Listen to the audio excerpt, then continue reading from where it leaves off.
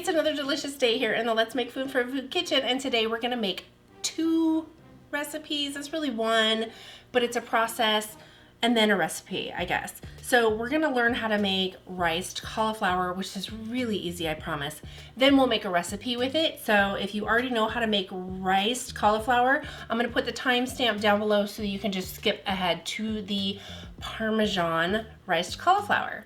So the first thing you need is a head of cauliflower, like this one. I'm gonna take off all of the green parts here, like so. Okay, and once I get down to here, I can just go ahead and cut where I see that little bit of separation. Do you see that? Okay, and then I can go in and trim these last little leaves. And you can save these, you can compost these, whatever it is you do with your scraps. Okay.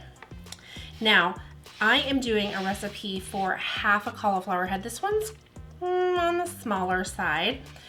So whatever it is that you're doing, just remember that this recipe is loosely measured simply because when you go to the store and it says one whole cauliflower head, it could be this big, it could be this big, it could be, you know, it's gonna vary. So just adjust your seasonings according to the size of cauliflower head that you get. Next, I'm gonna cut my cauliflower head in half, okay? So I'm gonna take half of it and put it away for another day, or over here. Then I just want to cut it into pieces to put into my blender. Now, if you don't have a blender or a food processor, you can just simply continue to chop it up. It is some work that way if you don't have a blender. So I happen to have this really nice one. It's new. And you're just gonna plop them all in there like so. It's almost the consistency I want right there. So before I turn this on, I would like to mention that you need to be careful not to over process it, because if you over process it, it will turn into mush and then you won't be happy with it. So you wanna pulse it about 3 to 5 seconds at a time until you get that riced consistency that you want. So if you want bigger chunks or smaller chunks, just be careful not to overdo it. And if you're using a narrow blender bowl, make sure that you do smaller batches, again, for that same reason of you don't want it to turn into mush. So here we go.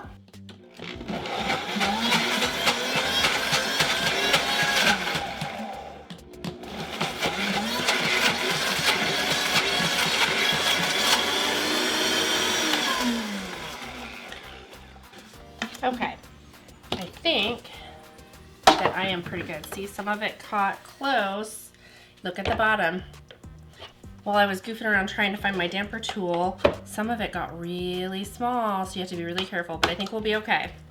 So now that this part's done, I'm gonna make some Parmesan garlic riced cauliflower. Be right back with a setup for that. Okay, now we're ready to go on. So I have some different pieces in terms of size here. And that's okay. It's a little smaller than I wanted it to be, and I left it that way on purpose. Why? Because I'm human, and I'm going to take this opportunity to remind you guys, especially if you're new, I am not a professionally trained chef. I had a food review show where I went into kitchens with professional chefs. I learned a lot that way. I learned a lot in my own kitchen. I am not perfect. They're not even perfect. We all make mistakes, and we all learn from our mistakes and as we grow. And I think it's dishonest to go through and make a mistake and then hide it by redoing it as I film and then saying, oh, look how perfect this came out. That's not realistic, and it's not honest, and that's not who I want to be for you guys. So I leave it the way that it is, where it's a little smaller than I want it to be. Some of it's a little almost to mush and some of it's not. So it's just, I think it's better that I leave it that way for you guys. So that's why I didn't redo it. So this is preheating right now. It's almost warm enough. We're gonna add our olive oil and our garlic, because this is gonna be our big flavor. Cauliflower can be bitter when you're cooking it this way. And so one of the ways that you change that flavor is by adding things like lemon, lime, especially if you use the zest and some juice. You can do like turmeric and garlic, some Mediterranean flavors. You can do a sauce like this. This is what I'm doing. I'm doing the garlic and the Parmesan. That'll be nice, a little salt and pepper, and that'll help with it too. Especially if you're trying really hard with your New Year's resolutions to eat better. This is one way you can really cut some of that out. I am not a huge fan of eating it often, though I do like it sometimes. And you can make a really nice mashed cauliflower. And coming up, I'm going to show you one of the things I've liked to do with a mashed cauliflower that both ups the flavor and adds more nutrition to it. So let's move on to this. I think we're ready to add our olive oil. Once that's in, we just go ahead and pop our garlic in there. And this recipe, it goes pretty quick. That cauliflower only takes a couple of minutes to cook.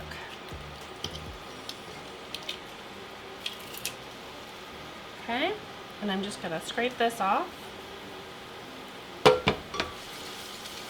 stir it around. Okay, let's go ahead and pop this all in here.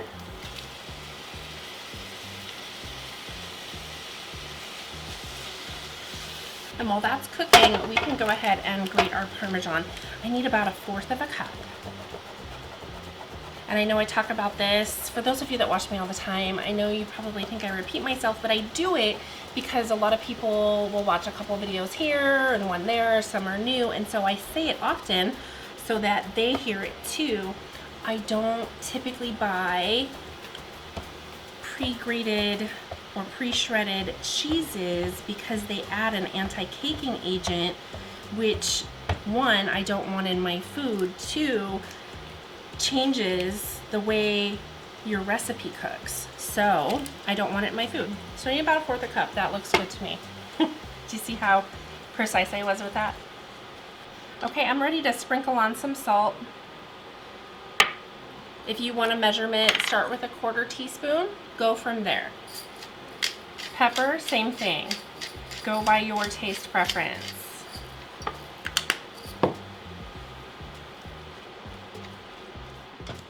So before I add my cheese, what I want to do is give it a little taste and make sure that I'm happy with how much salt is in it.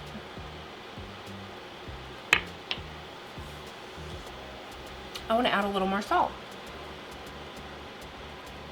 Okay.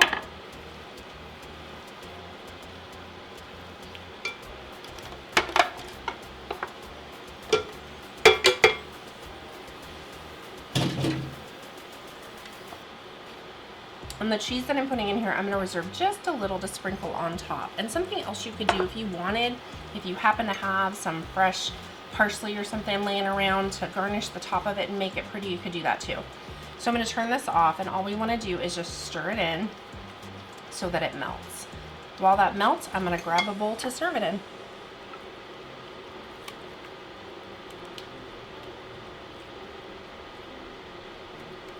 And we're gonna top it with our Parmesan. That's actually a lot. And there we have it. It is done. Now this, again, my consistency, I went too far with it because I didn't have my damper tool ready for my blender, and so some of it got a little bit too far, and that's exactly what I said would happen if you didn't pay attention. And so it's a little closer to the mashed cauliflower consistency once I cooked it. However, it'll still be good. It'll be like mashed cauliflower. So if you cook it the same way that I did in the same method and you did your rice correctly, it'll still be like riced cauliflower.